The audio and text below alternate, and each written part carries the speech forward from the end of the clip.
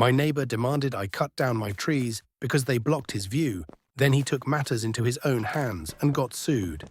I've always been someone who values my privacy and the beauty of nature, which is why I loved the tall, majestic trees that lined the edge of my property.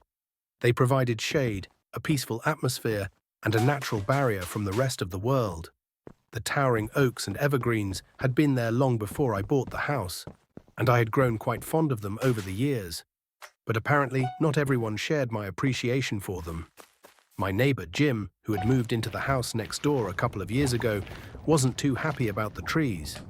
He lived on the hillside with a picturesque view of the valley below, and my trees had apparently become a source of frustration for him. I didn't realize it at first, but Jim had a strong opinion about what my property should look like, and more specifically, what my trees should do.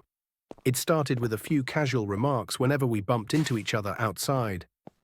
Jim would mention how much nicer his view of the valley used to be, how the sunsets were better before the trees had grown so tall.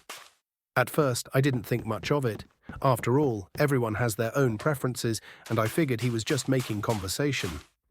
But as time went on, the comments became less casual and more insistent. One afternoon, while I was trimming some hedges in the front yard, Jim walked over with a determined look on his face. "We need to talk about those trees," he said, pointing to the line of evergreens at the back of my property. "They're blocking my view, and I think it's time you did something about it." I was taken aback. His tone wasn't just suggestive, it was demanding. I looked at him, trying to keep things civil. "I'm sorry, Jim, but I like the trees the way they are. They've been there for years, and they're part of why I love my yard." He wasn't satisfied with that answer. "Well, they're not part of why I love my yard," he said, his voice rising a bit. "You could at least trim them down. It's not like I'm asking you to remove them completely, just enough so I can see the valley again." I didn't want to argue, but I stood my ground. They're on my property, and I like them the way they are. I'm not going to cut them down or trim them just because they're not convenient for you. Jim's face tightened. He clearly wasn't used to hearing no. "You do realize that this affects my property value, right? People buy houses here for the view, and your trees are ruining it." I had heard enough. "I'm sorry, Jim, but I'm not cutting down my trees," I said firmly, hoping to end the conversation. He stormed off without another word, but I could tell this wasn't the last I'd hear of it. Over the next few weeks, Jim's frustration grew more apparent. Every time I saw him, he would glare at the trees, muttering under his breath. He even started bringing it up in front of other neighbors, trying to turn them against me, as if my trees were some kind of neighborhood nuisance. But no one seemed to take his side. After all, they were my trees on my property, and I had every right to keep them. I thought that was the end of it, that Jim would eventually get over it, or at least stop bringing it up. But one morning, I woke up to a sight that made my blood boil. Several of my trees had been cut down, completely gone.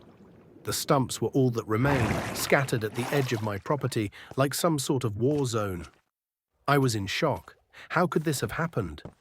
I hadn't given anyone permission to cut them down, and there was no way this was an accident. It didn't take long for me to put two and two together. I marched over to Jim's house, furious, and knocked on his door. When he opened it, he didn't even try to hide his smug expression. "Problem solved," he said, as if he had done me some kind of favor. "Now we can both enjoy the view." I couldn't believe what I was hearing. He had taken matters into his own hands, trespassing on my property and destroying trees that weren't his to touch.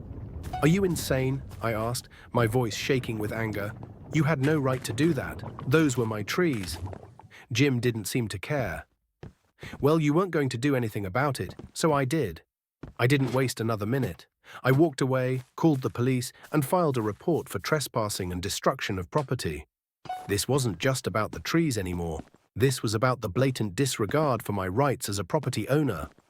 Jim thought he could do whatever he wanted, and now he was going to face the consequences.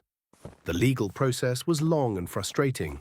Jim, of course, tried to justify his actions by claiming that the trees were obstructing his view and negatively impacting his enjoyment of his property. But the law was clear. He had no right to touch anything on my land, and what he had done was illegal. When it came time for the court case, Jim's arrogance hadn't faded. He genuinely believed that he was in the right. that I was the unreasonable one for not cutting down the trees when he asked. But the judge saw it differently. Not only was Jim found guilty of trespassing and destruction of property, but he was also ordered to pay for the cost of replacing the trees, which turned out to be far more expensive than he had anticipated. Jim's face was priceless when the verdict was read. He had acted like he was above the law, like he could bully his way into getting what he wanted. And now he was facing serious financial consequences because of it.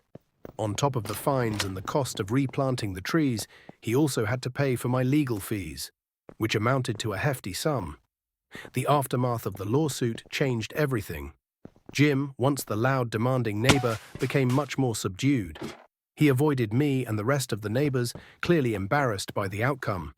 Meanwhile, I worked with a professional landscaper to restore my property. While the original trees couldn't be replaced overnight, new ones were planted, and over time, they would grow to be just as beautiful as the ones Jim had destroyed. In the end, it wasn't just about the trees. It was about standing up for myself and my rights. Jim had tried to bully me into doing what he wanted, but I wasn't about to let that happen. I learned a valuable lesson through all of this. Sometimes you have to stand firm, even when it's uncomfortable, because giving in to unreasonable demands only encourages more of the same behavior. Jim and I haven't spoken since the court case, and honestly, I'm fine with that. My trees are growing back, my privacy is restored, and I don't have to deal with his nonsense anymore. If nothing else, I hope he's learned a lesson too. You can't always get what you want, especially when what you want involves destroying someone else's property.